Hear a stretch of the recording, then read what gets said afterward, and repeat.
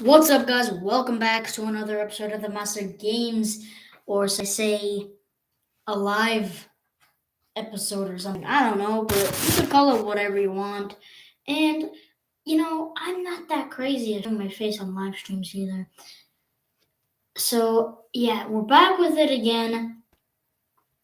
Harry Potter and the Order of the Phoenix, Part 3. Let's see what page we left off on. Honestly, I kind of forgot. So I think we're on page 6. Let's get started from there.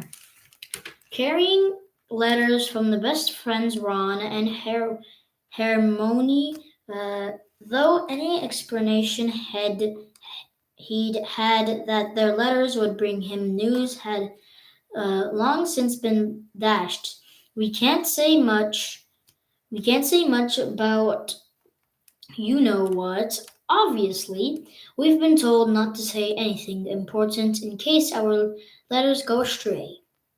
We're quiet, busy. I can't give you details here. There's a fair amount going on. Well, tell you everything when we see you. But when were they going to see him? No, nobody seemed to bother with a precise date. Hermione had scribbled, I accept, will be seeing you quite soon inside his birthday card, but how soon was soon? As far as Harry could tell from the vague hints in their letter, Hermione and Ron were in the same place as presumably at Ron's parents' house. He could hardly bear to think of the pair of them having fun at the Burrow when he was stuck in Private Drive. In fact, he was so angry with them he had thrown away unopened of the 2 boxes of honey ducks chocolates that they'd sent him for his birthday. He'd regretted it later. After the wilted salad Aunt Petunia had provided for dinner that night, and what were Ron and Hermione busy with? He wasn't. Wait, why wasn't he? God, I lost it. Um, Harry, why wasn't he? Harry busy. He proved himself capable of handling much more than them. Had they all forgotten what he had done? Hadn't he been the one who had entered that graveyard and watched Cedric being murdered and been tied to the tombstone and merely killed? Don't you think that? Harry told himself sternly for a 100th time that summer. It was bad enough that he kept revisiting the graveyard in his nightmares without dwelling on it in his walking moments too. He turned a corner into Magdalenian Crescent. Halfway along, he passed the narrow alleyway down the side of the garage where he had first clapped his eyes on his godfather. Sirius at least seemed to understand how Harry was feeling. Admittedly, his letters were just as empty of proper news as Ron and Hermione's, but at least they contained words and of caution and consolation instead of tantalizing hints. I know this must be frustrating for you. Keep your nose clean and everything will be okay. Be careful and don't do anything rash. Well, thought Harry as he crossed Mongolia Crescent, turned into Mongolia Road, and headed towards the darkening play park. He had he had, by the large, in parentheses, done as Sirius advised. He had at least registered the temptation to tie his trunk to his broomstick and set off for the burrow by himself. In fact, Harry thought his behavior had been very good, considering how frustrated and angry he felt at beginning being stuck in private drive so long, reduced to hiding in flower bed. Oh god, in flower beds. Dang it, I lost that. In the hope of hearing something that might point to what Lord Voldemort was doing. Nevertheless, it was quite galling to be told not to be rash by a man who had served 12 years in the wizard prison Azkaban, escaped, attempted to commit the murder he had been convicted for in the first place, then gone on the turn with a stolen hippogriff. Harry vaulted over the locked park gate and set off across parched grass. The park was as empty as the surrounding streets. When he reached the swing, he sank on to the only one that Dudley and his friends had not yet managed to break, coiled one arm around the chain and stared moodily at the ground. He would not be able to hide in the Dursleys' flower bed again tomorrow. Tomorrow he would have to think of some fresh way to of listening to the news. In the in the meantime, he had nothing to look forward to but another restless, disturbed night, because even when he escaped the nightmare about Cedric, he had unsettling dreams about long dark corridors and all finishing in dead ends and locked doors, which he supposed had something to do with the trapped feeling he had when he was awake. Often the older scar on his forehead pricked uncomfortably, but he did not fool himself that Ron and Her- Hermione, Hermione or Sirius would find that very interesting. Anymore, in the past, his scar hurting had warned that Voldemort was getting stronger again, but now the Voldemort was back.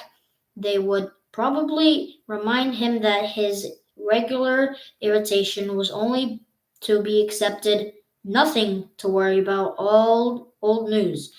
The injustice of it all welled up inside him, so that he wanted to yell with fury.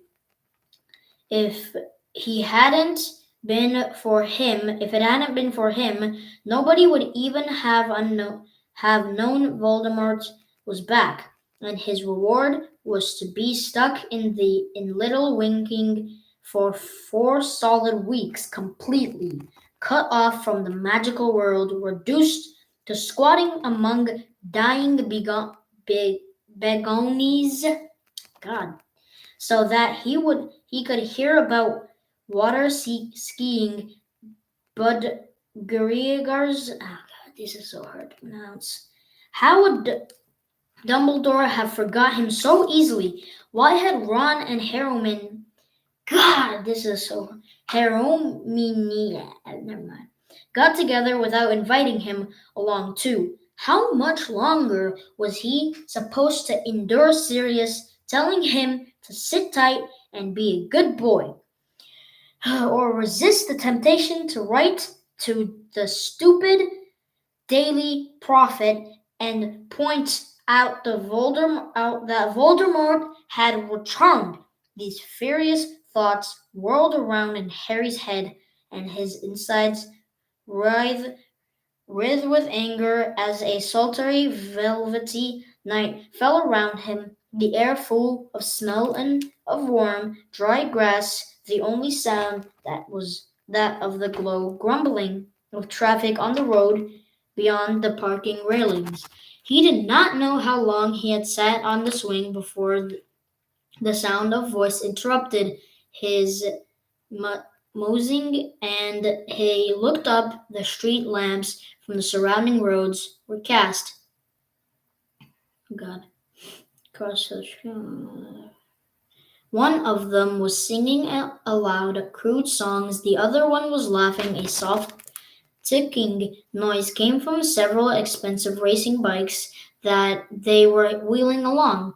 Harry knew who those people were. The figure in front was unmistakably his cousin, Dudley Dursley, wending his way home, accompanied by his faithful gang. Dudley was as vast as ever, but a year's hard dieting and the discovery of a new talent had wrought quiet and change in his physique.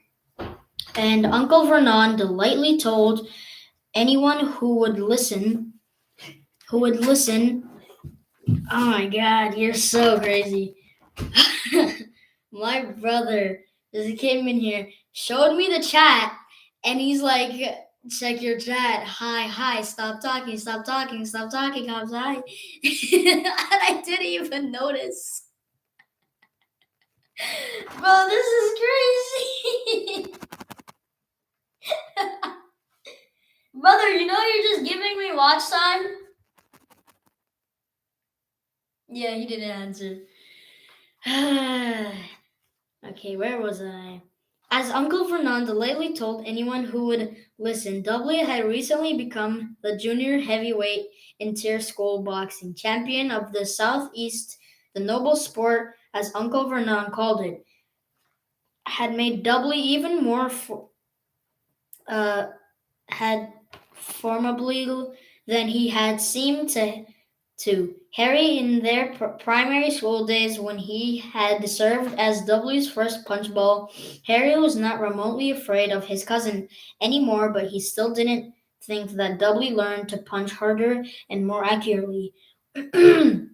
Was cause for celebration. Neighborhood children all around were terrified of him, even more terrified than they were of that Potter boy, who they had been warned was a hardened hoglin, or Hooglin, I think that was, and attended St. Brute's secure center for incurably criminal boys. Harry watched the dark figures across the grass and wondered who they had been beating up tonight. Look around, Harry found himself thinking as he watched them come along. Look around, I'm sitting here all alone. Come have a go. I Bye guys. I hope you enjoyed. Um okay, ANF slash and what? Alright. Peace out guys. I hope you enjoyed this part 3 of the Harry Potter and the Order of the Phoenix. So if you want another video of this, please subscribe and like. That would very mean a lot. Oh God. And this thing, go check out my brother's channel. It's literally in the chat. Joseph Beck, the oh God, the gamer. Yeah. Okay. Bye, guys. Hope you enjoyed. Peace out.